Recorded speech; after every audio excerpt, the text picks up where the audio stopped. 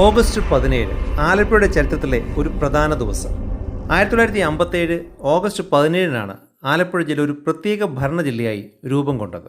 കോട്ടയം, കൊല്ലം ജില്ലകളിൽ നിന്നുള്ള പ്രദേശങ്ങൾ ഉൾപ്പെടുത്തിയാണ് അന്ന് ആലപ്പുഴ ജില്ലയെ രൂപീകരിച്ചത്.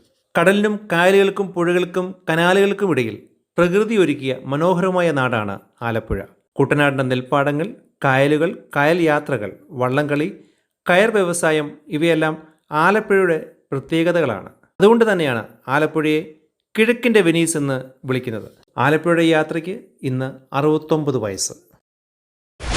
ഓഗസ്റ്റ് 17 ആലപ്പുഴയുടെ ചരിത്രത്തിലെ ഒരു പ്രധാന ദിവസം. 1957 ഓഗസ്റ്റ് 17-നാണ് ആലപ്പുഴ ജില്ല ഒരു പ്രത്യേക ഭരണ ജില്ലയായി രൂപം കൊണ്ടത്. കോട്ടയം, കൊല്ലം ജില്ലകളിൽ നിന്നുള്ള പ്രദേശങ്ങൾ ഉൾപ്പെടുത്തിയാണ് അന്ന് ആലപ്പുഴ ജില്ലയെ രൂപീകരിച്ചത്. കടലിനും കായലുകൾക്കും പുഴകൾക്കും കനാലുകൾക്കും ഇടയിൽ പ്രകൃതി ഒരുക്കിയ മനോഹരമായ നാടാണ് ആലപ്പുഴ.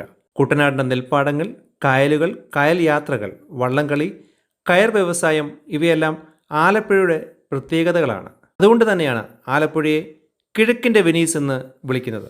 ആലപ്പുഴയുടെ യാത്രയ്ക്ക് ഇന്ന് 69 വയസ്സ്. ഓഗസ്റ്റ് 17 ആലപ്പുഴയുടെ ചരിത്രത്തിലെ ഒരു പ്രധാന ദിവസം. 1957 ഓഗസ്റ്റ് 17-നാണ് ആലപ്പുഴ ജില്ല ഒരു പ്രത്യേക ഭരണ ജില്ലയായി രൂപം കൊണ്ടത്. കോട്ടയം, കൊല്ലം ജില്ലകളിൽ നിന്നുള്ള പ്രദേശങ്ങൾ ഉൾപ്പെടുത്തിയാണ് അന്ന് ആലപ്പുഴ ജില്ലയെ രൂപീകരിച്ചത്. കടലിനും കായലുകൾക്കും പുഴകൾക്കും കനാലുകൾക്കും ഇടയിൽ പ്രകൃതി ഒരുക്കിയ മനോഹരമായ നാടാണ് ആലപ്പുഴ.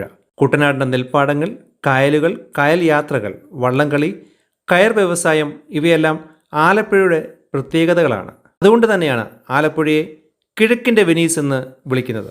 ആലപ്പുഴയുടെ യാത്രയ്ക്ക് ഇന്ന് 69 വയസ്സ്.